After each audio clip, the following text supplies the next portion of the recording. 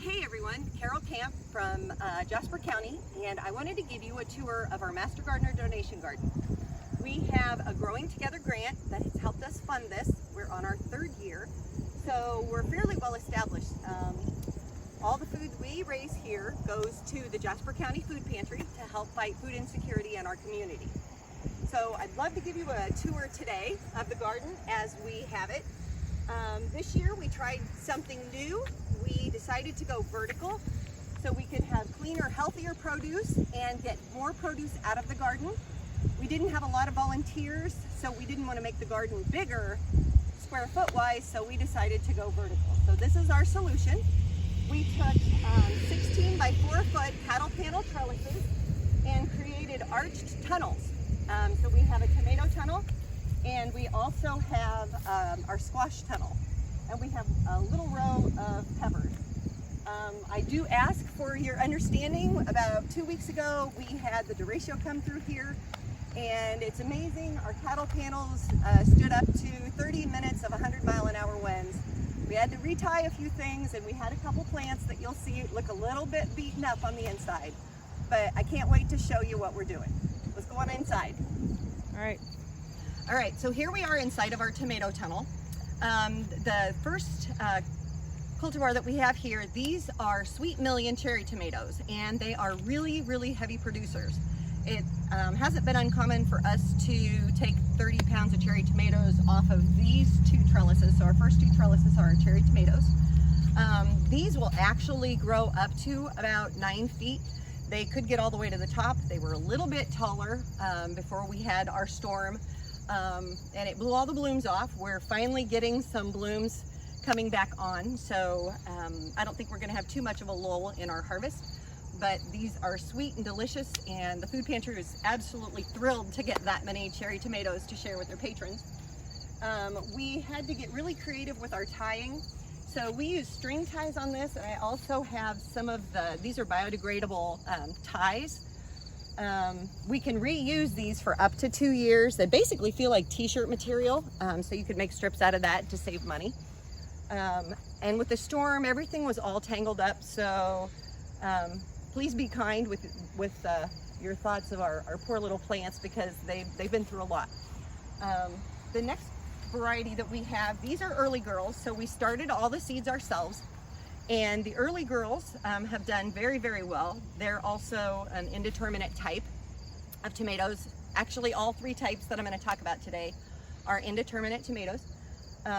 But they a little tangled, but the fruit has been absolutely beautiful. We really haven't seen any disease on any of them, which is amazing consider everything that was blowing around. Who knows what was going to be blown from the soil. So we have about 2.5 arches with the early girl tomatoes on them.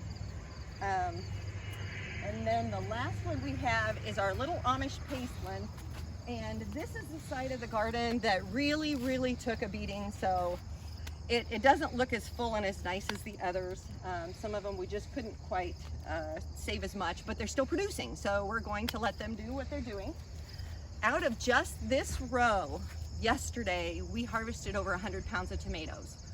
So we have 56 plants total in this whole row, and it has really increased our production from last year. Last year we just had 1 row of tomatoes with our regular wood stakes and the string, and I can't even imagine what it would have looked like after the storm came through, because we had a hard enough time getting those to stay up last year.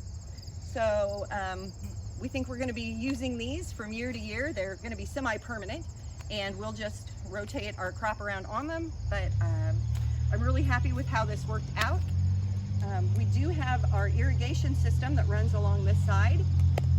Thanks to DMAC. DMAC donates all the land that we use for this, the DMAC Newton campus, as well as our storage garage, which I'll show you later, and the water that we're going to use, that we have been using to irrigate the garden regularly. So that's it for the tomatoes. We'll move on to the other in a moment. Okay, so we're back. It is sprinkling a little bit. You'll have to bear with us, but we're really happy for the rain because we all desperately need it. So we're inside the squash tunnel, and the types of squash that we planted are, we have baby butternuts, so they're called little dippers. They're only going to get to be about 1.5 to 2 pounds. and I'm going to invite my camera person in here with me so she's out of the rain as well. We also have the Delica squash, so we have those going, but as you can see right up here, the squash will be hanging from, the fruits will be hanging from the top. I love these. They're going to be this, they won't get a whole lot bigger than that, and we'll just harvest them right here. No more digging around in the weeds, so we really like this. The other thing that we have, so we kind of alternated with them, and squash are really great. We were able to train them to climb these. We just started when they were little, and we would tie them, and with the little tendrils, they're really great climbers. So it's been a pretty good way to grow them. They got beat up quite a bit in the storm, so you're gonna see a little more damage, but we did decide to do some very small cantaloupes. So these are little personal sized cantaloupes. And if you wanna look down here, you'll see what we have. We have a whole bunch down in there.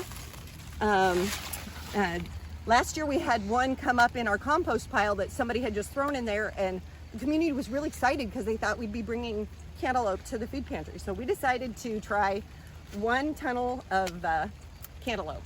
So we have that going.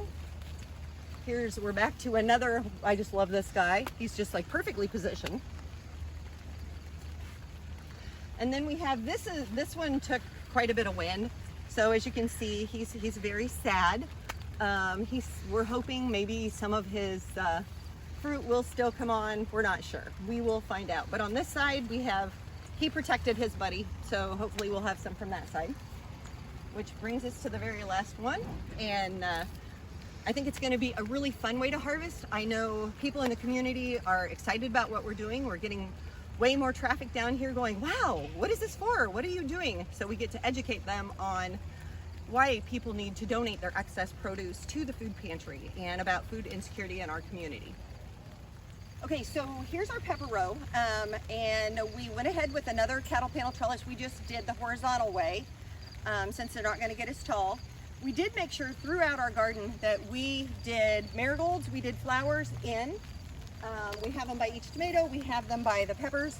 We wanted to attract the pollinators, and it's really been a great, it's really worked well, because I can guarantee you while I'm harvesting tomatoes, I have bees flying around. It doesn't bother me. They don't scare me. We really need them. So our peppers did get beat up in the storm.